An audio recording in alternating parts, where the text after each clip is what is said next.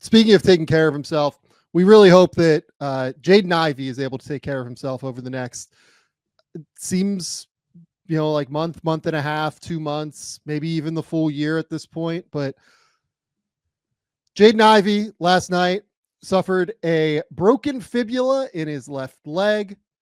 That is what Shams Charania is calling it over at ESPN. If you saw the play, I mean, it looked pretty gross at the time. Cole Anthony kind of dove for a loose ball, and he undercut Jaden a little bit. It was not a dirty play. No. Like, I saw some of that last night, and like, please do not do that. Cole Anthony you could literally see it on the sidelines. Like, he felt terrible about it, and it was rough. Real quick sidebar. We can't complain about players not playing hard and then complain about a guy diving for a loose ball. So, like, we can't have it both ways. As somebody who played the game at a fairly high level, I've never watched one of those and most of those and thought there was something egregious. And that one specifically, I didn't even rewind it to see if I thought Cole did something egregious. There was never a thought in my mind that that was like a dirty play of any capacity. Truly zero intent. It felt like to me, like absolutely zero intent. So please, people do not say that. But Jaden Ivey now has a broken left fibula. Honestly, I mean, he goes out on like a stretcher and everything. I'm very curious about like how that came about a little bit. Maybe he was just like a little bit freaked out and everything, and they didn't want to move him. Okay. He is going to be reevaluated in a month. That's what you've told me here. That's what the release said. Yep. Explain to me where your head is at on this. Yeah, so, I mean, when we talked about it this morning on the Pistons pod, we thought maybe this was going to be longer. And my biggest thing was, so to me, this is the best case scenario based on what it could have been, based on what it looked like, what people thought it may be, some of the reports.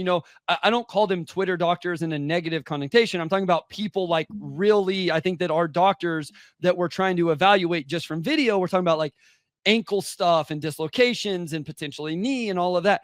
Yeah. I will admit my first reaction was I showed it to Randy. I talked to Randy. I was like, I think he just broke his leg, just quote unquote broke his leg. So I think this is the best news that Pistons fans and Jaden Ivey could have expected. I don't know if we want to get into like how the Pistons actually handled this. What I'm interested in is like, are they in a position? Yeah. If you want that, there was 60 minutes of it on the Pistons Pulse over on the Detroit Free Press YouTube channel. Go listen over there. But is depending on what situation they're in, does he return and play? And I think even more than that, where I went to secondary, Sam, beyond just like, I hope J.I. is okay and all of that, was he is extension eligible this offseason. And this was a big year of data for the Pistons, for Jaden Ivey in regards to that contract. I equated it on a different scale to what just happened, unfortunately, to Drew Smith of the Miami Heat, where Drew Smith, by all accounts, was about to get a standard contract with the Heat and then popped his Achilles, and hopefully a speedy recovery to him as well. Not quite the same situation, but I just wonder what this could do, because I want to see guys get paid. I want to see them get money, and beyond just missing out his third year in the NBA, this was a huge year in terms of data and information for the Pistons, evaluating him with Cade, the rest of the roster, and what that might mean for a contract. Well, and look, like, again, I agree with you. This is the best case scenario for what it could have been for Jaden. Like, no ligament damage, no structural damage outside of the broken leg. Broken legs are bad. Don't get me wrong. This entire situation sucks. Yes. But in terms of paying him, I would hope that the Pistons have seen enough this year to give him real money if he wants real money, right? Like, it's not as much as it would have been. We can just be upfront about that, because here's the other thing about Jaden, and maybe this is where we can talk about this too. I've really liked Jaden this year. I think Jaden's been outstanding. He missed those couple of games back in like mid-December or whatever, but since he's come back, he was averaging 19, 4, and 3, shooting 60, 60, and 75. So, like, look, unsustainable 3-point shooting is what it is during those 5 games, during that 5-game stretch. But overall, he's been really good this year. He's averaging 18 points, 4 rebounds, 4 assists, shooting 46, 41, 73 from the field. Has a true shooting percentage that is about league average for the first time after 2 years of being 8 and 9% below league average. Previously, in his first 2 seasons, where he played for multiple coaching staffs, really, that didn't really understand how to utilize him with Cade Cunningham. I still think there is a lot of room for improvement. I really like the fact that he is comfortable taking threes. I really like the fact that he is playing as aggressively as he is. I also think that there is some room for improvement in terms of like his gathers going toward the rim, being able, like Jaden Ivey is the kind of athlete who should live at the foul line. And right now he's averaging like 4 free throws per game, which is the same as last year, and it hasn't really happened. But I have really liked what I've seen from Jaden this year. I think it's been the kind of growth that we hoped to see from him, also playing for a better team in Detroit that is 15 and 18 right now, looks very solid. I think is a real contender to make the play-in tournament. The fact that he's been able to help them over the 30 games out of 33 that he's played this year says a lot to me, that I wouldn't really have a problem investing $25 million a year in Jaden Ivey at this point if he's willing to do that. But if you're Jaden, are you thinking that you are worth more than that and you want to take the shot going into next season that you could like really, really get paid? I don't know that I have a real opinion on that. It's really up to his comfort level in terms of the kind of risk that he's willing to take going into next season. So I guess that's where I was saying, where I wonder if it ends up costing him some money, because over his last 5 games specifically, he's really shot the ball extremely well from 3. You mentioned that. And on the season, if he shoots over 40% from 3 on the entire season, Sam, like, yes, we have a 30 game sample. That's significant, but it's not 75 games. And his catch and shoot numbers are even better. I actually looked him up before the game yesterday. He shot ridiculous, actually, till he got hurt last night. And he was like 45% on catch and shoot this year. He's been really good in regards to that. I just think a season long 75 game sample of Jaden Ivey shooting 40% from 3 or even 38% from 3 changes what he can probably demand from the Pistons, as opposed to now where it's like, yeah, it was really good, but it's a 30 game sample. The nice thing about this injury, in my opinion, and I'm not a doctor, I don't know 100%, is I don't think the injury specifically costs him money in terms of like, oh, we're worried about what he's going to be coming out of this. Like maybe an ACL would, or like an Achilles may worry teams or something like that. Or I don't know, like a dislocated ankle sounds way worse to me than a broken leg. And I'm not saying it's easy. I'm not saying but I'm just saying, I don't think the Pistons would equate like, oh, this is going to come into play long-term for him being good and what we thought. So I think he'll be fine in regards to that. I just think he could have made money showing this ability to continue to knock down shots, specifically from the 3-point line. Yeah. So just kind of going through history, right? A lot of the times when you break your fibula, you also break the tibia, which is the bigger bone. The fibula is like the kind of smaller bone in your leg. The tibia is the bigger one in your lower leg. That's the big one. Like where if you break that one, it's like a real issue. But even then, guys mostly still come back from that. Like Paul George is the best example of that, where he broke both his tibia and fibula and ended up returning basically fine, right?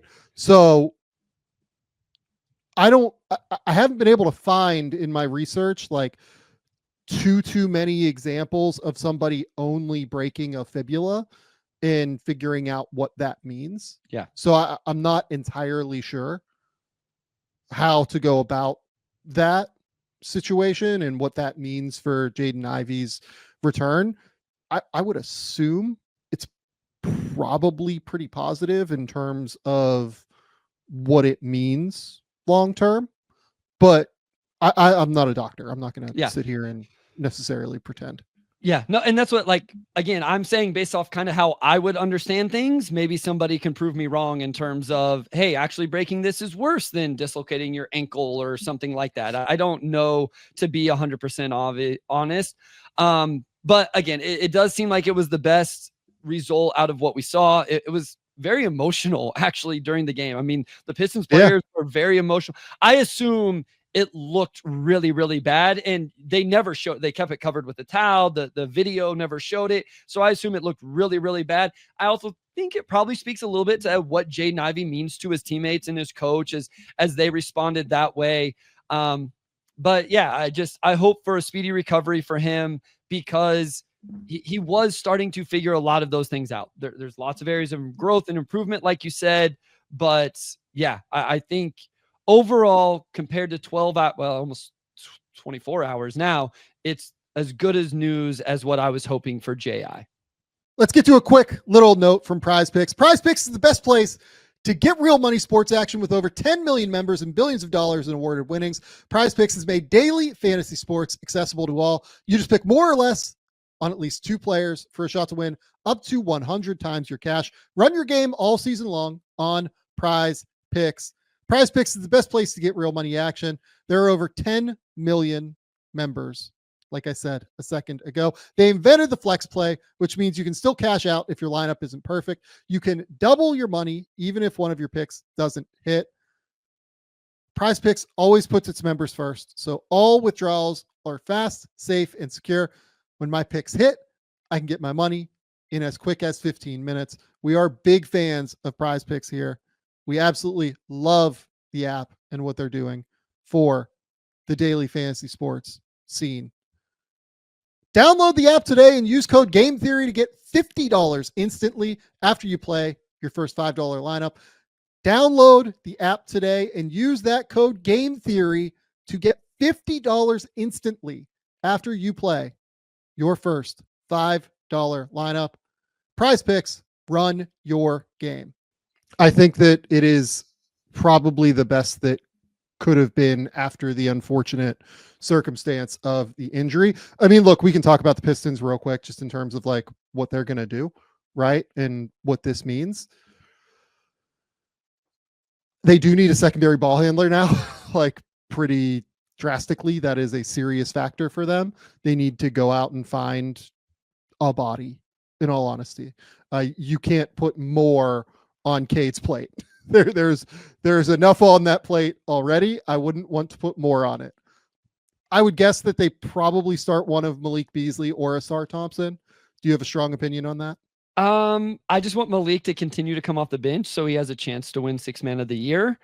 I actually threw out this idea and I still haven't workshopped it completely. We've seen coaches not like to change rotations and roles.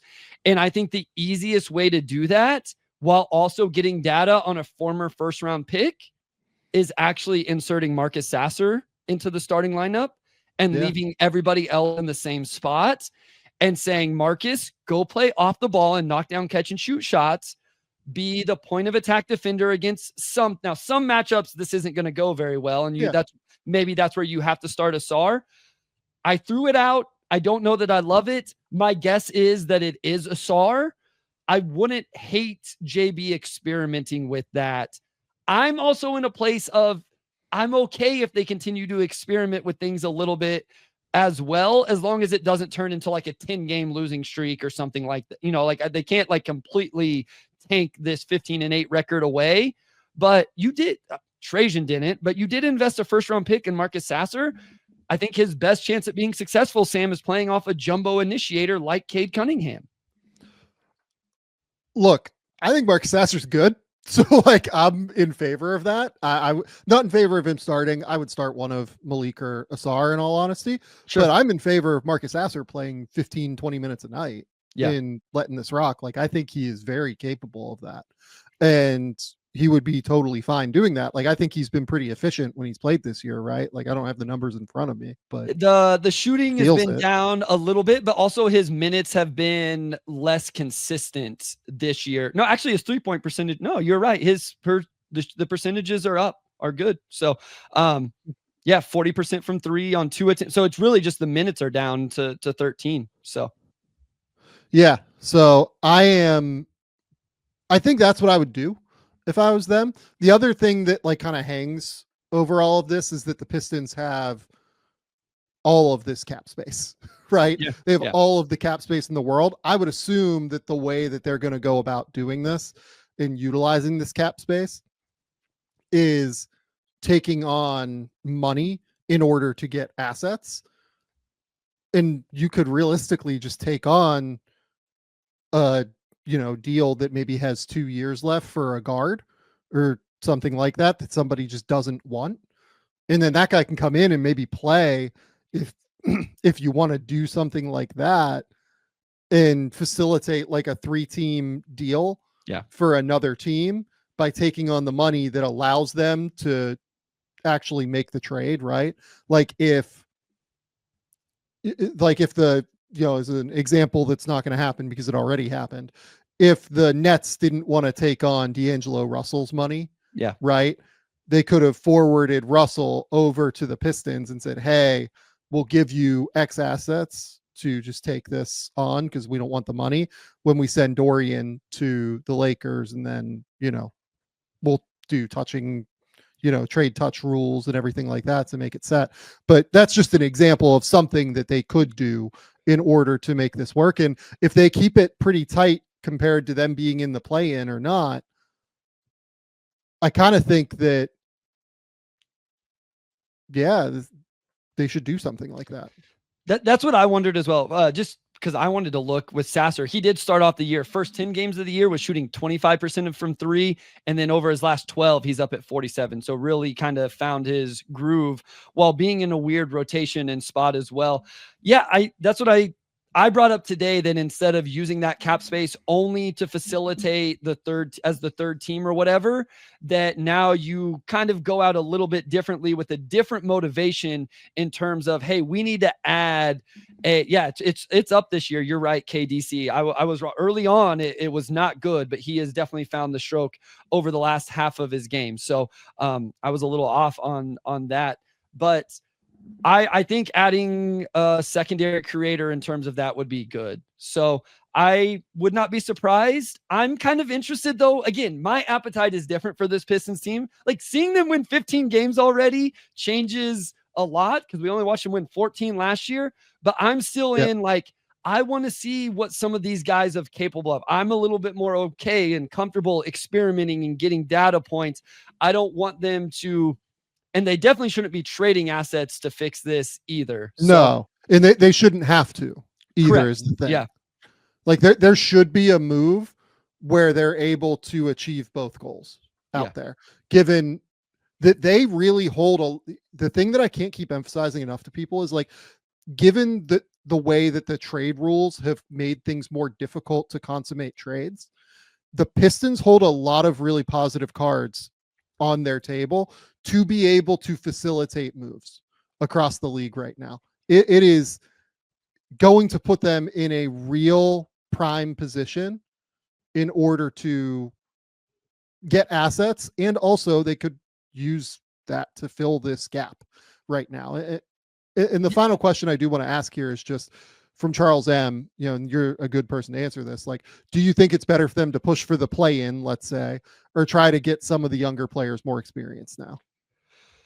Yeah, real quick on what you were just saying, that was the Paul Reed move, put them above the teams that still had the non-taxpayer MLE in terms of the amount of salary cap space they had there in play for things that those teams can't get to with that non-tax MLE. Again, I'm more patient here, Sam. Like I want them to try to win games, but not at the expense of not playing Asar Thompson or, like my thing is, again, you have to know what Jalen Duren is by the end of this season. And some of us may already think we know one way or the other. Go ahead.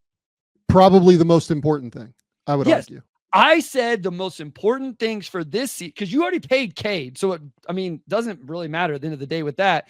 I said you have to know what JI is and what JD is. You have to get as much data on those two guys as possible. I thought those were the most two important things. Now, the argument is, you can find out a lot about guys when they're even play-in games, right? Like the most substantial game this team has played in 4 years was that Bucks game that decided who went to the in-season tournament. And we found out they weren't ready in that game because they kind of got worked over by the Bucks. So I do think you would learn a lot from a couple play-in games, a series, if they were able to make it. I would not go all out on like, oh, we're not going to give Ron Holland any minutes. We're not going to give Asar any minutes. We're going to send Jalen Duren to the bench and try to like get guys over them. But I think if you need to make a move like a veteran point guard to help make things the way we've seen thus far, then you absolutely should do that. And just in terms of the way that the play-in picture looks here for the Pistons, the Wizards and Hornets, I think we can feel pretty confident are not in this picture, right? They are 8 games plus behind where the Pistons are, and they're just like worse teams than the Pistons, frankly. The Raptors are currently 7.5 games behind the Pistons. That's a big gap to fill already this year.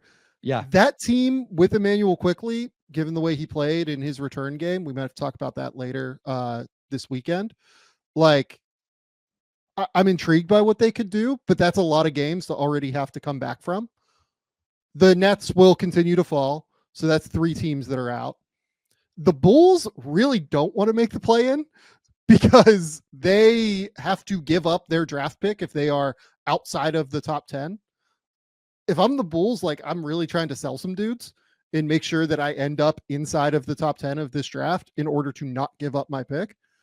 So really, I think the Pistons are kind of vying for, 11 spots, 10 teams for 11 spots here. And there's a real shot that they could get there. And this includes the Sixers, who are currently a game behind the Pistons and will continue to rise. Like, that's just going to be a factor for them. So yeah, I'd keep going for it. If I'm the Pistons, I would want to get real games, competitive games into this team. Like you said, Bryce. Yeah, it would be interesting.